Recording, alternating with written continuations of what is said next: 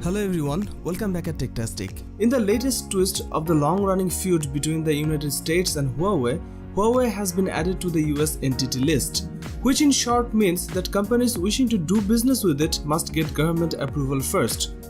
This means Google, which develops the Android operating system on which Huawei's phones are based, will stop working with Huawei, as will chipmakers Broadcom and importantly for laptop owners, the Intel.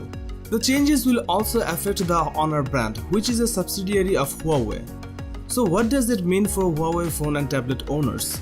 If the reports are true, it could mean that Huawei stops receiving software updates directly from Google on future devices and will be left to patch problems itself.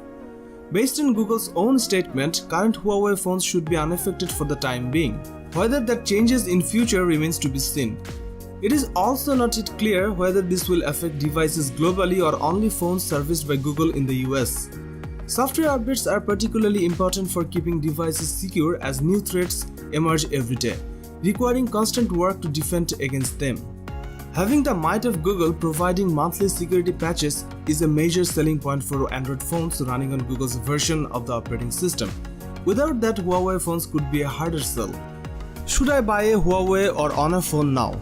Given Google has promised future updates and security patches for current Huawei phones, the risk seems low for the time being. That said, it might be worth waiting for Huawei's response and any promises it might make before taking the plunge and buying a phone. In the long term, the company could switch from Google's own version of Android to the open source version on which it is based, otherwise known as the AOSP, Android Open Source Project.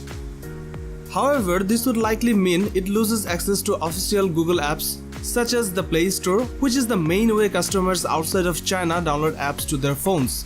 If Huawei had to use a separate app store, this would limit consumers' ability to download apps, as non-Google app stores tend to have a much smaller selection.